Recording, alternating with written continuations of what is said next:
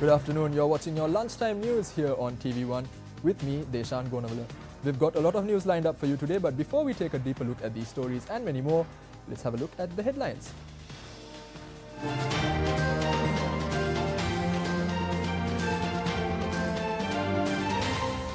40% of annual cultivation destroyed by wild animals. International Food Policy Research Institute to propose solutions. Train accident in Ragama kills 2 and injures 2. Navy discovers 114.5 kilograms of cannabis. Canada joins international calls for the ICC to investigate Venezuela for crimes against humanity.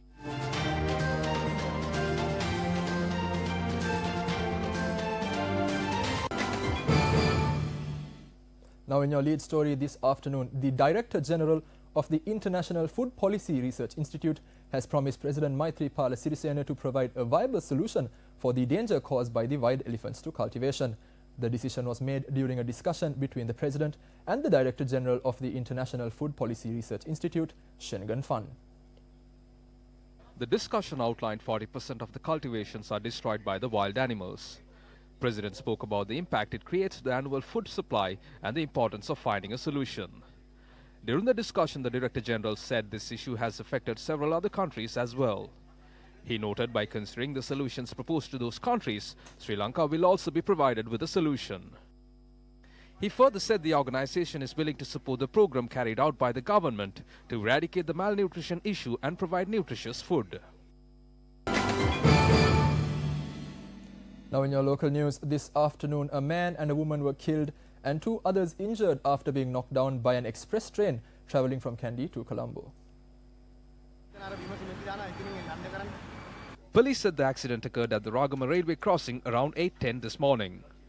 Police said they had crossed the railway track while the rail gates were closed, while warning signals had also been displayed.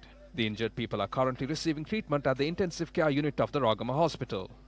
The remains have been placed at the Ragama hospital morgue. In more local news, Navy officials have discovered a stock of cannabis hidden in the Vellan Mudalama forest area in Vanathavilluwa. 114.5 kilograms of cannabis were discovered during the raid. Police said the stock was packed in 52 parcels and were concealed in 3 bags. Stock was handed over to Vanathavilluwa police for further investigations. Tourists from all over the world visited Sigiriya to watch the sun service at 5 AM today to mark World Tourism Day.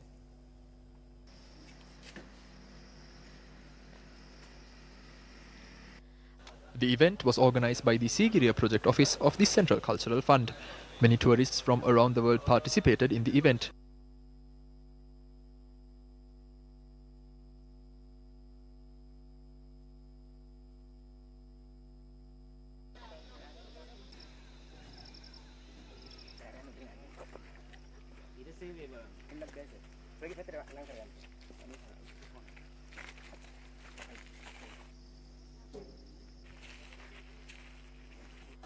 Many other events were also held to mark World Tourism Day.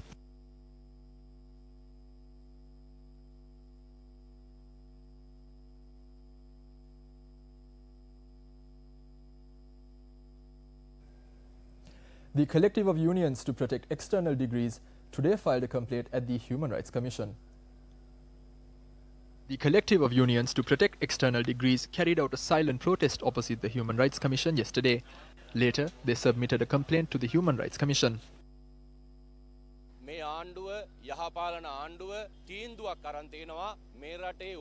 This Yahapalana government, unlike ever before, has decided to create a division between the external and internal graduates in giving jobs.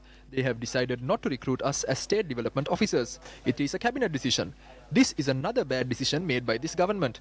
As the National Centre for Graduates and on behalf of these other organizations, the government cannot consider internal and external differences in handing out jobs. If a university accepted by the University Grants Commission has granted a certificate signed by a recognized chancellor and has been presented to a local student who has completed his advanced levels, they have every right to be considered for state sector employment.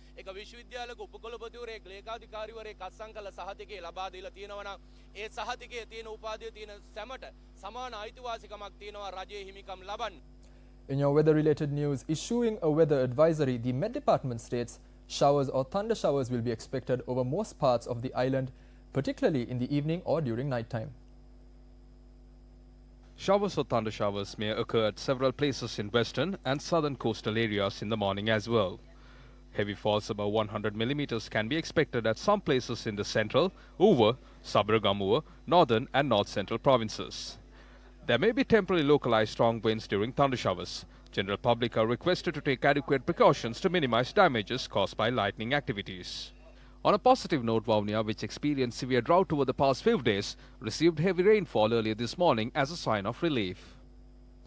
Minister of Education Akila Viraj Karyawasam laid the foundation stone for a new 3-story building of the Dambadeniya Science Faculty.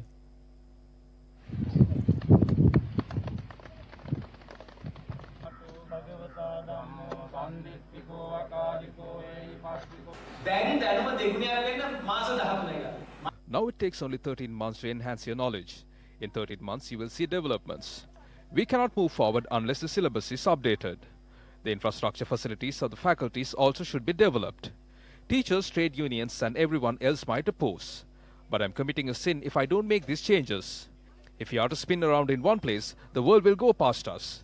If we are working hard with honesty and make a difference in the education sector, we can develop our human resources and develop our country.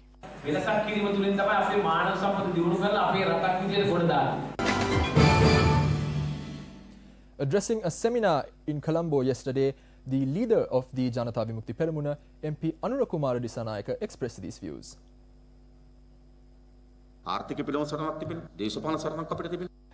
There is a battle in the economy and in politics. There is a battle to win democracy. In this struggle, we must make certain amendments. I saw a lot of people have started to express their opinions and say things about the 28th Amendment, with some even saying it is an underhand method of achieving Ranil Wickremesinghe's objectives. There is nothing funnier than this statement because, as per our constitution, if the president is for whatever the reason unable to hold office, it is the prime minister who takes his place for a month. Then the parliament must choose the president. So the person who holds the office of the prime minister must be suitable to be the president too. In this case, Mahinda Rajapaksa is not suitable to lead the government, because the person who will benefit the most from this is Mahinda Rajapaksa. Who does this hurt the most? The UNP and the Premier Wickremesinghe. Why would we make amendments to suit Ranil? Are we scared of him? Are we in debt? We are neither. Remember that.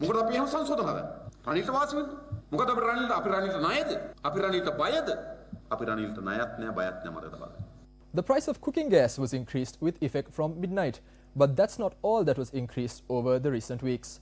How has this affected you, our viewers? News First would like you to share your thoughts with us.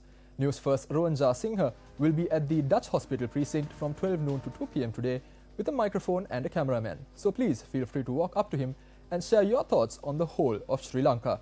However, if you are unable to meet with our News First reporter, drop us a WhatsApp voice message on 077 347 8954. That's a wrap of lunchtime news for today. Join us again at 1:55 as we bring you more of the very latest for the News First team.